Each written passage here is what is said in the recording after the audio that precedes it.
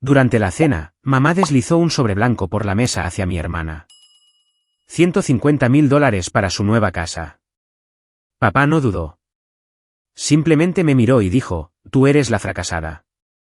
Invertimos en ganadores. La habitación se quedó en silencio.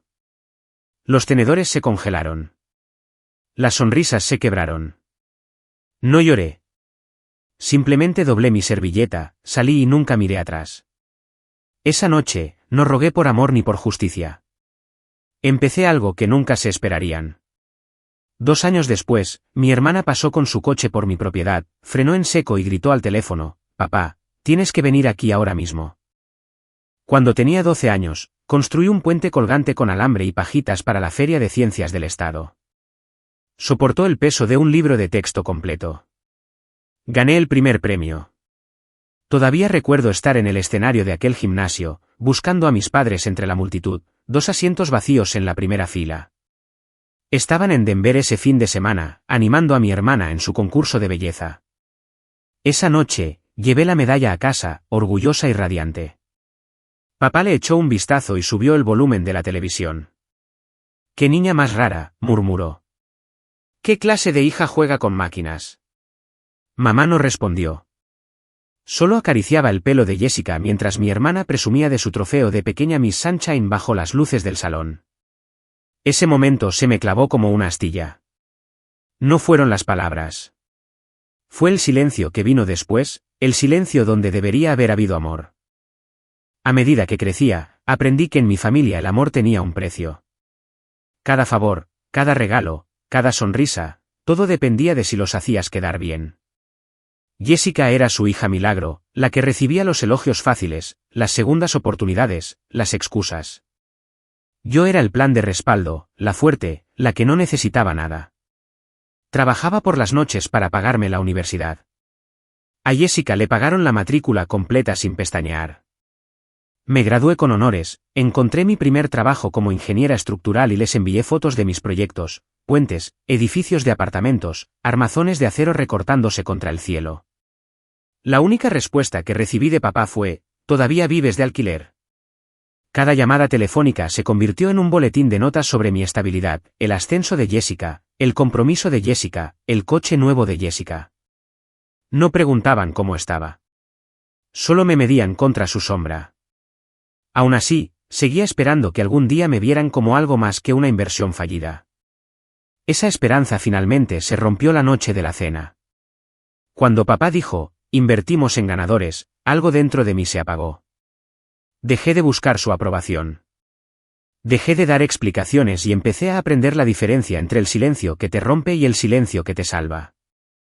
Así que hice las maletas, me fui de Colorado Springs y volví a Denver. Sin llamadas, sin lágrimas, solo la carretera, el zumbido de los neumáticos y una promesa a mí misma, si ellos no veían mi valor, yo lo construiría ladrillo a ladrillo hasta que el mundo entero pudiera verlo. Perder a mi familia fue un tipo de silencio. Perder mi trabajo fue otro. Sucedió en una mañana gris de marzo, de esas en las que hasta el aire parece cansado. La empresa llevaba meses con dificultades, pero yo me convencía de que estaba a salvo. Trabajaba duro, cumplía los plazos, me quedaba hasta tarde. Pero cuando el director leyó la lista de despidos, mi nombre estaba justo en medio, limpio, definitivo, indiscutible.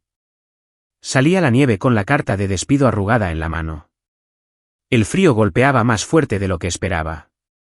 Por un momento, me quedé en la acera mirando el tráfico, preguntándome cuántas veces en la vida se puede reconstruir desde cero. Esa noche, me senté en mi apartamento mirando el tenue reflejo de las luces de la ciudad en la ventana. El silencio interior ya no era pacífico. Era pesado. Del tipo que hace que cada sonido resuene demasiado fuerte. Cogí el teléfono, abrí el chat del grupo familiar de los Bennett y vi su última foto, Jessica de pie frente a su nueva casa, champán en mano, nuestros padres a su lado, sonriendo como si acabaran de ganar la lotería. El pie de foto decía, muy orgullosos de nuestra hija menor.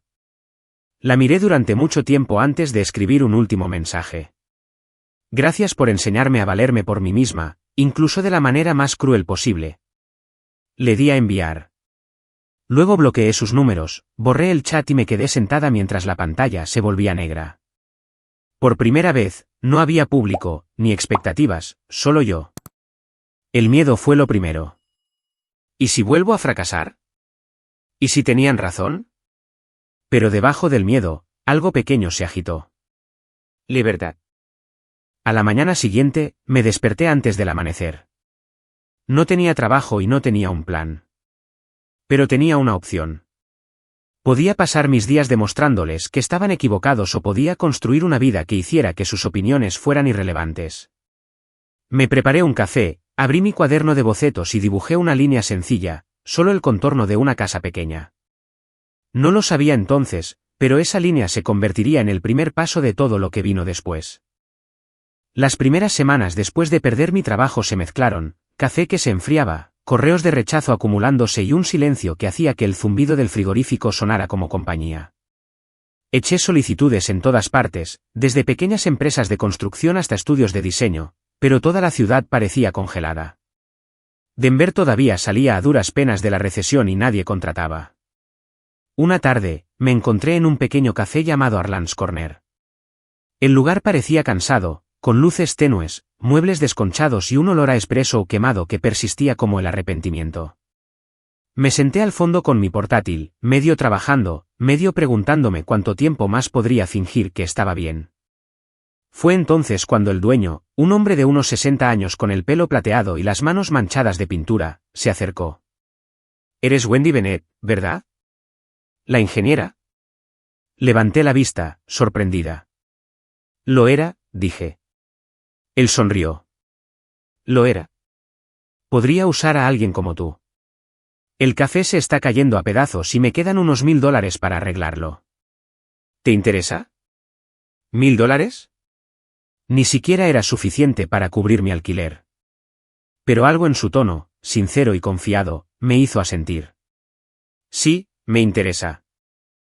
Durante las siguientes semanas, prácticamente viví allí.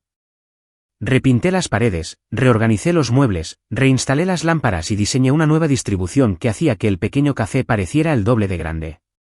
Usé madera recuperada para el mostrador, colgué algunas luces colgantes y cubrí una pared con espejos para atraer más luz. Cuando terminé, Arland se quedó en medio de la sala, con los ojos brillantes. «Se siente vivo de nuevo», dijo en voz baja. «Tienes magia en las manos, chica». Una semana después, una revista local publicó un pequeño artículo titulado «Un café olvidado devuelto a la vida por una ingeniera local». Tenía una foto mía de pie detrás del mostrador, con pintura en los vaqueros y una sonrisa cansada pero orgullosa en la cara. A la mañana siguiente, mi bandeja de entrada explotó. La gente me preguntaba si podía ayudar a rediseñar sus pequeños negocios, tiendas antiguas e incluso casas. No tenía una empresa, solo un cuaderno de bocetos y algunas herramientas, pero dije que sí. Uno de esos trabajos me llevó a Golden, un pueblo tranquilo al oeste de Denver, para renovar una vieja casa de ladrillo para un veterano jubilado. En cuanto llegué, conocí al hombre que inspeccionaba los cimientos, un ingeniero alto y de hombros anchos llamado Ethan Walker. Llevaba las mangas remangadas, los brazos cubiertos de polvo de cemento y los ojos tranquilos y grises como un día de principios de invierno. «¿Tú eres la diseñadora?», preguntó. Asentí. «Y tú eres el que se asegura de que no se derrumbe». Él se rió entre dientes. «Entonces nos llevaremos bien». Hicimos más que eso. Ethan era constante, metódico y paciente, el tipo de hombre que hacía que el silencio fuera seguro. Trabajamos codo con codo durante semanas, midiendo vigas, debatiendo distribuciones, dibujando en trozos de papel. A veces no hablábamos durante horas, solo trabajábamos en un ritmo silencioso. Un día, mientras estaba agachada en el suelo redibujando un diseño, me pasó una botella de agua. «Te olvidas del mundo cuando trabajas», dijo. Sonreí sin levantar la vista. «Ese es el objetivo». Él dudó y luego dijo: «Miras una casa como si tuviera alma». Reí suavemente. Pero más tarde esa noche, tumbada en la cama, esas palabras resonaron en mi cabeza. Cuando el proyecto terminó, Ethan me invitó a cenar a un pequeño restaurante cerca de Sloan's Lake. Entre pan caliente y vino tinto, no solo hablamos de edificios, sino también del miedo, del fracaso y de la extraña paz de empezar de nuevo. Le hablé de haber perdido mi trabajo, de haberme alejado de mi familia. No me compadeció. Solo dijo, no necesitas su aprobación, Wendy. Ya has construido algo que ellos no pueden tocar. Fue la primera vez en años que alguien me veía. No la versión que mi familia despreciaba, sino la mujer en la que había luchado por convertirme. Unas semanas después, llamó de la nada. Tengo una idea loca, dijo. ¿Alguna vez has pensado en diseñar una casa que genere su propia energía? Un modelo sostenible, pequeño, sencillo, autosuficiente. Me quedé helada. Ese era el sueño que había enterrado hacía mucho tiempo. El que papá había calificado de demasiado arriesgado. Sí, dije. Lo he pensado. Entonces quizás sea el momento, respondió. Lo llamamos el proyecto Ecocasa. Meses después, encontramos una pequeña parcela de tierra en Oregón, 5 acres con vistas al océano. El propietario, George, era un hombre mayor con ojos amables y una tristeza silenciosa. Planeaba construir una casa aquí una vez, dijo. Pero mi esposa falleció antes de que pudiera hacerlo. Cuando le conté nuestro plan, asintió lentamente. 75.000, dijo. Bajo el precio. Vosotros dos haréis de este lugar algo en lo que valga la pena vivir. Ethan cubrió el resto del coste que yo no podía permitirme. Sin condiciones, dijo. Solo una asociación. Montamos una tienda de campaña cerca del claro donde los pinos susurraban y el viento del océano traía el olor a sal y lluvia. Cada mañana preparábamos café en un hornillo portátil y luego trabajábamos hasta que nos salían ampollas en las manos. Cortamos la hierba, limpiamos las piedras y construimos los cimientos a mano. La llamé la cabaña Evergreen. 600 pies cuadrados. Paneles solares. Sistema de recolección de agua de lluvia. Madera artesanal de un granero desmantelado. Todo sostenible. Todo construido con lo que el mundo había descartado. Igual que yo. Algunos días quería rendirme. Me dolía el cuerpo. Tenía los dedos agrietados por el frío. Pero cada noche, sentada junto al fuego, miraba la estructura que se levantaba y pensaba, así es como se siente reconstruirse a uno mismo. Al 10º mes, la cabaña estaba terminada, madera pálida, ventanas amplias y un porche que se abría hacia el mar. Cuando la luz del sol la iluminaba de la manera correcta, brillaba como si tuviera su propio latido. Hice una sola foto, la publiqué en internet con el texto, construido por mí misma. A la mañana siguiente, la publicación se había vuelto viral. La gente escribía, me has hecho creer de nuevo. Has convertido el dolor en algo hermoso. Por primera vez, el mundo me veía como siempre esperé que mis padres lo hicieran. Era una tranquila mañana de mayo, con el sol suave filtrándose entre los árboles y la lavanda floreciendo a lo largo del porche, cuando oí el sonido de unos neumáticos chirriando sobre la grava. Un BMW plateado se detuvo justo antes de la verja. La puerta se abrió de golpe y allí estaba ella. Jessica, 2 años mayor, perfectamente vestida, pero temblando. Su vestido blanco se mecía con el viento, su voz temblaba al teléfono. Papá, tienes que venir aquí ahora mismo. Bajé del porche, todavía con los guantes de jardinería puestos. Jess, ¿qué está pasando? Se quedó helada al verme. ¿Tú vives aquí? Sus ojos recorrieron la cabaña, los paneles solares, las flores silvestres, el bosque detrás de mí. Dijeron que lo habías perdido todo, que te habías escapado. Sonreí débilmente. Supongo que se equivocaron. Por un momento, su confianza flaqueó. ¿Construiste esto tú misma? Con ayuda, dije. De gente que creyó en la persona a la que tus padres llamaron fracasada. Tragó saliva. No lo sabía. ¿No? Se le quebró la voz. Después de mi divorcio, volví a casa.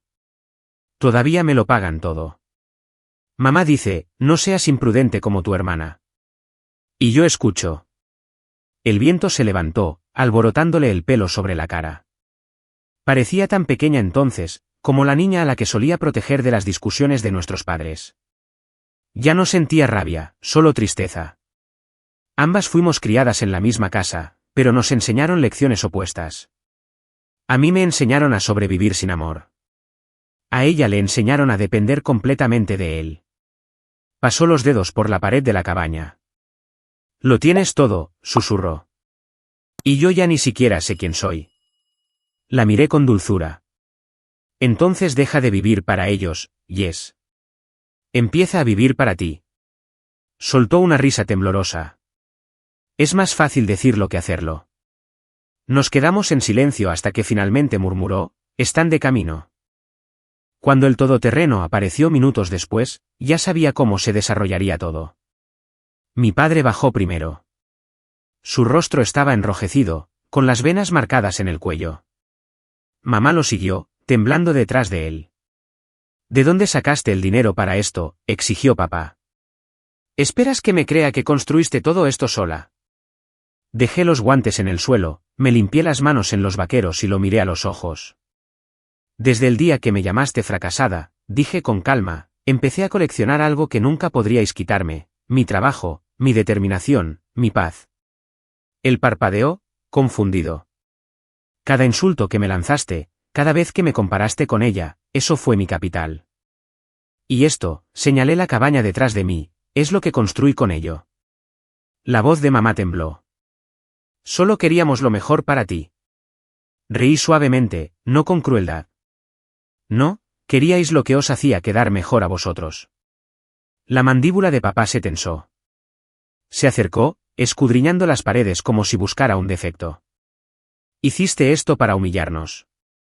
No, dije en voz baja. Lo hice para sobrevivir a vosotros. El aire se volvió denso. El único sonido era el del océano en la distancia. Ethan salió de la cabaña, tranquilo como siempre, limpiándose las manos con un trapo. Saludó cortésmente a mis padres antes de ponerse a mi lado. Apoyo firme y silencioso. Por primera vez, vi un destello de algo en los ojos de mi padre. No era ira, ni orgullo. Era vergüenza. ¿Hiciste todo esto por venganza?, preguntó finalmente. Negué con la cabeza. La venganza significaría que todavía me importa lo que pensáis. Y no es así. El viento susurró entre los pinos, llevando el aroma de lavanda entre nosotros. Jessica estaba a un lado, observando con lágrimas en los ojos. Los hombros de papá se hundieron. Su voz era apenas un susurro cuando dijo, nos equivocamos. Mamá empezó a llorar en silencio, cubriéndose la cara con las manos. No me acerqué. No lo necesitaba. No necesito perdonaros para ser libre, dije suavemente. Ya lo soy. Se fueron poco después. El todoterreno desapareció por el camino de grava y el bosque volvió a quedarse en silencio. Me quedé en el porche, con el corazón latiendo con fuerza, no de rabia, sino de liberación. Ethan me pasó un brazo por los hombros. ¿Estás bien? Miré hacia los árboles, donde la luz dorada se deslizaba por las paredes de la cabaña. Por primera vez, dije, completamente. Una semana después, llegó un sobre de color crema.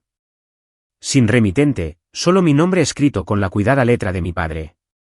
Dentro había una carta y una foto de nuestra antigua casa con un cartel de, se vende, en el jardín. Sus palabras eran vacilantes.